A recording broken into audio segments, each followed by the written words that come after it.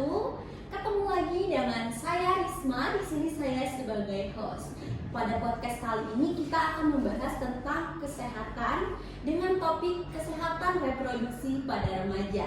Di sini saya tidak sendirian, saya ditemani 3 teman saya sebagai narasumber kita hari ini yang akan membahas tentang apa sih kesehatan reproduksi pada remaja itu. Mari kita panggil langsung teman-teman saya. Halo guys. Baik, di sini kita sudah ditemani oleh ketiga narasumber kita yang cantik ya guys ya. Di sini silakan perkenalkan terlebih dahulu diri kalian. Halo, aku Hanifah. Halo, aku Intan. Halo, aku Vidya. Baik teman-teman, jadi pada pertemuan kita kali ini kita akan membahas tentang kesehatan reproduksi pada remaja. Seperti yang kita ketahui, untuk saat ini pengetahuan tentang kesehatan reproduksi remaja itu sangat penting ya untuk kalangan remaja saat ini, dikarenakan seperti yang kita ketahui banyak sekali pergaulan bebas remaja di luar sana yang dapat merugikan kehidupan mereka. Baik, langsung saja. Jadi di sini saya sudah menyiapkan beberapa pertanyaan untuk kalian. Untuk pertanyaan yang pertama yaitu apa sih yang dimaksud dengan kesehatan reproduksi itu sendiri? Baik, saya akan menjawab. Untuk pengertian dari kesehatan reproduksi ini sendiri suatu kondisi di mana sehat secara fisik, mental maupun sosial yang mencakup tentang kesehatan reproduksi remaja. Kesehatan reproduksi remaja ini mencakup tentang kesehatan organ genitalnya dan bagaimana cara merawatnya. Untuk di Indonesia sendiri masih banyak kan masalah tentang kesehatan reproduksi yang menyebabkan resiko kehamilan di luar nikah, kemudian seks bebas, dan perilaku seksual pranikah yang dilakukan oleh banyaknya remaja saat ini. Berarti makna dari kesehatan reproduksi ini sangat luas ya.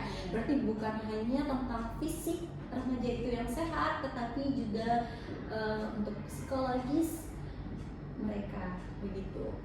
Untuk next ke pertanyaan berikutnya, kenapa sih kesehatan reproduksi ini sangat penting untuk kita bahas di kalangan remaja?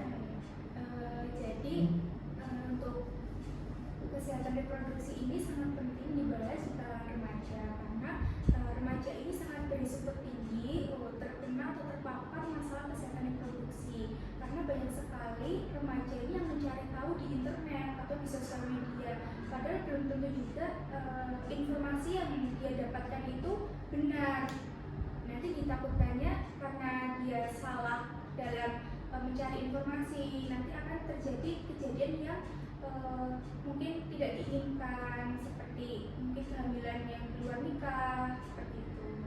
Baik, berarti ditakutkan akan merugikan ya, justru begitu.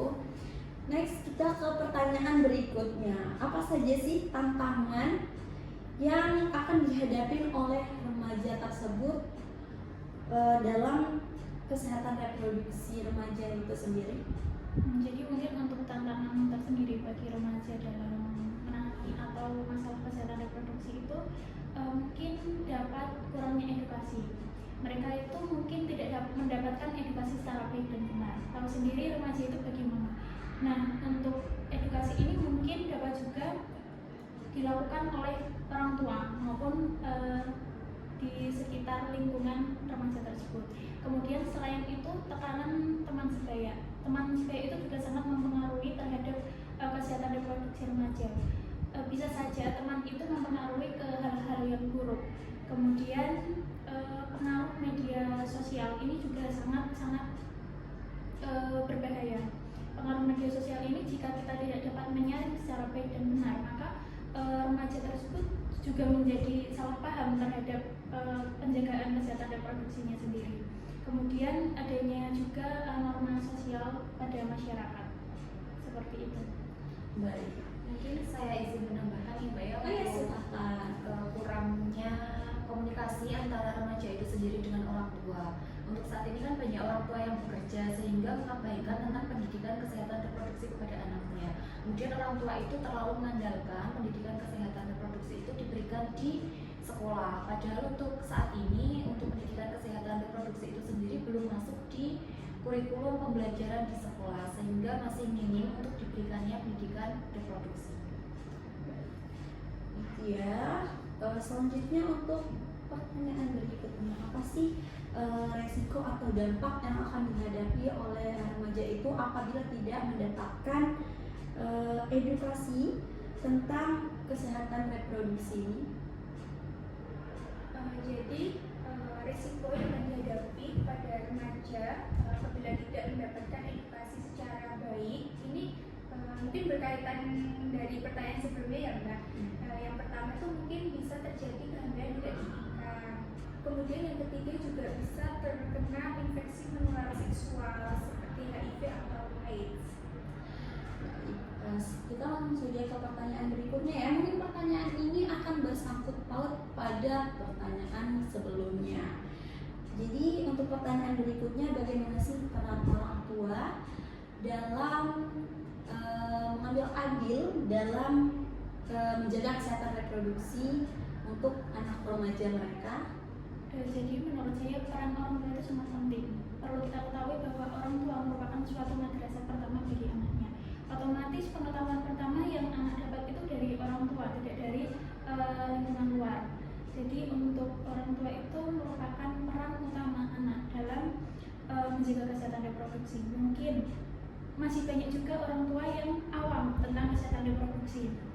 Tapi tidak dapat dimungkiri juga untuk saat ini untuk media sosial itu juga sudah banyak. Orang tua harus pintar-pintar mencari informasi mengenai kesehatan reproduksi, baik melalui channel YouTube maupun informasi-informasi melalui internet atau web-web yang sudah terpercaya, misalnya seperti di Kementerian Kesehatan seperti itu. Karena kalau misalnya orang tua itu tidak mendapat informasi yang baik dan benar juga, mungkin dapat salah juga untuk penerapan dalam menjaga kesehatan reproduksi anak. Mungkin pada saat ini juga seperti kita ketahui, para orang tua juga banyak dari mereka yang menganggap pengetahuan tentang kesehatan reproduksi ini suatu hal yang tabu ya. Jadi kurang untuk dibahas di anak mereka. Mungkin mereka takut malah akan menjerumus anak-anak mereka ke pergaulan yang bebas untuk mencoba hal-hal yang akan mereka jelaskan tersebut, padahal sebaliknya ya, begitu ya. Terus untuk pertanyaan selanjutnya juga bersangkut paut dengan pertanyaan berikutnya, bagaimana sih seberapa besar peran media sosial itu sendiri dalam mempengaruhi pandangan remaja soal kesehatan reproduksi? Siapa yang menjawab? Saya yang Silakan. Jadi media sosial ini sangat berpengaruh besar kepada pengetahuan remaja tentang kesehatan reproduksi ini. Karena yang pertama sudah pasti jelas ya, kalau media sosial ini mungkin bisa menambah pengetahuan tentang kepada remaja tentang kesehatan reproduksi tersebut. Kemudian juga para remaja karena dia mungkin malu ingin bertanya atau membahas tentang kesehatan reproduksi ini pada orang tua atau guru, jadi dia lebih memilih untuk mencari di media sosial tersebut. Seperti itu. Mungkin ada yang ingin menambahkan? Mungkin media sosial sangat berpengaruh besar terhadap untuk masalah kesehatan reproduksi ini sendiri, tetapi remaja itu tidak bisa mengendalikan untuk menggunakan media sosial ini sendiri. Justru malah media sosial ini sendiri dapat mempengaruhi ke hal yang buruk. Untuk seperti, mohon maaf, video porno seharusnya itu kan dapat dilihat untuk remaja yang berumur 17 tahun ke atas, sehingga untuk emosionalnya dapat terkendali. Nah, jika video porno ini dapat diakses secara bebas, maka remaja tersebut seharusnya belum tahu, tetapi malah sudah mengetahui, sehingga dapat menyebabkan remaja tersebut ingin tahu. Dan mungkin ini ya, apa kayak mencoba memicu penasaran mereka sendiri gitu ya. Baik. Untuk pertanyaan selanjutnya, apakah ada dampak dari stigma sosial terhadap pembicaraan tentang kesehatan reproduksi kalangan remaja? Mungkin untuk dampak dari stigma sosial sendiri itu mungkin seperti halnya hambatan psikologis. Hambatan psikologis ini terjadi pada anak remajanya tersebut. Kemudian selain itu ada kurangnya akses informasi yang akurat dan aman. Mungkin ya seperti halnya tadi mencari-cari informasi yang kurang benar karena pengaruh media sosial juga. Kemudian kurangnya pengetahuan tentang kesehatan reproduksi. Untuk remaja kan mungkin juga masih bodo amat lah tentang kesehatan reproduksi, nggak begitu mencari tahu kan mengenai hal tersebut. Kemudian mungkin mereka hanya tahu juga hanya sebatas tahu, tapi tidak secara menyeluruh atau secara spesifik begitu. Selain itu juga mungkin seperti halnya adanya penurunan pada kualitas hidup. Bagaimana dari teman-teman? Apakah ada yang mau menambahkan? Kita coba kita lanjut saja ya ke pertanyaan berikutnya. Bagaimana sih cara menjaga kesehatan reproduksi yang benar? Mungkin saya yang menjawab ya. Jadi cara menjaga kesehatan reproduksi yang benar ada beberapa. Yang pertama menjaga kebersihan. Nah, seperti kita buang air besar atau buang air kecil itu nanti cara ceboknya dari depan ke belakang. Mungkin apabila nanti celana dalam tersebut sudah lembab bisa diganti menggunakan celana dalam yang kering. Kemudian juga memilih celana dalam yang bisa menyerap keringat. Kemudian nanti apabila menstruasi itu bisa mengganti pembalut 2-3 kali. Dan apabila kalau sudah penuh bisa segera diganti. Kemudian juga mengonsumsi makanan yang bergizi karena itu juga akan berpengaruh pada tingkat kesuburan kita. Mungkin dari teman-teman ada yang ingin menambahkan?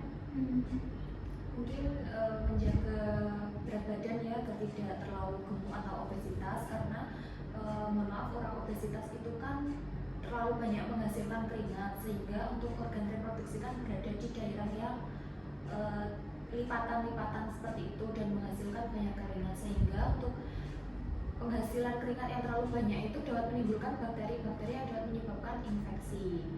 Contohnya infeksi di saluran kencing atau di saluran reproduksi. Dari Mbak Intan ada yang ingin ditambahkan? Ya, mungkin selain itu juga ada istirahat yang cukup.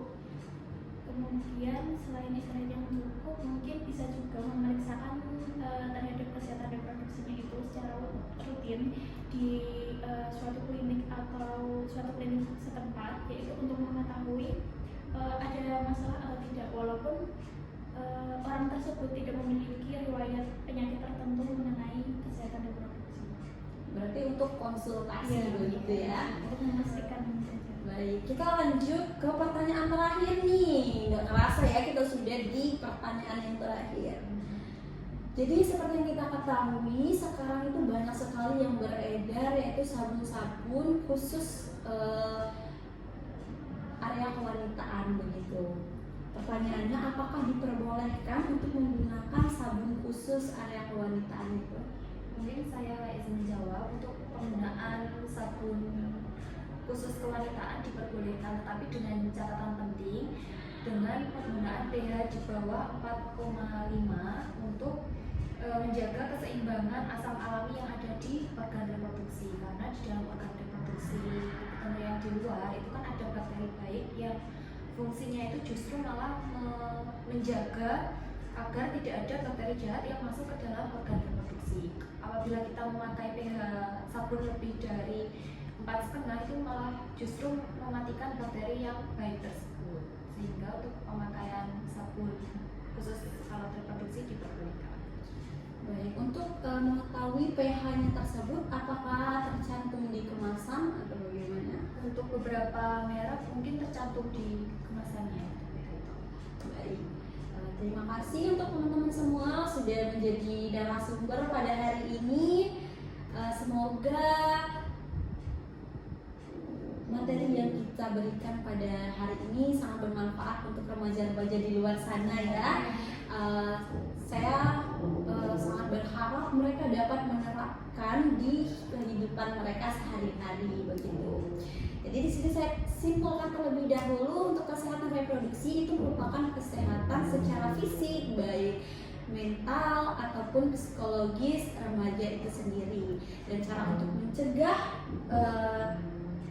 atau menjaga kesehatan reproduksi itu sendiri yaitu dengan tetap menjaga kesehatan, yaitu dengan memakan makanan yang bergizi ya. Terus untuk cara membersihkan area reproduksi yaitu dengan air bersih dan dari depan ke belakang. Terus tadi yang saya dapatkan juga pada saat menggunakan celana dalam ya, celana dalam yang berbahan atom ya berarti ya, yang dapat menyerap keringat, dan apabila sudah terasa lembab itu harus segera diganti. Dan untuk yang sedang menstruasi itu minimal mengganti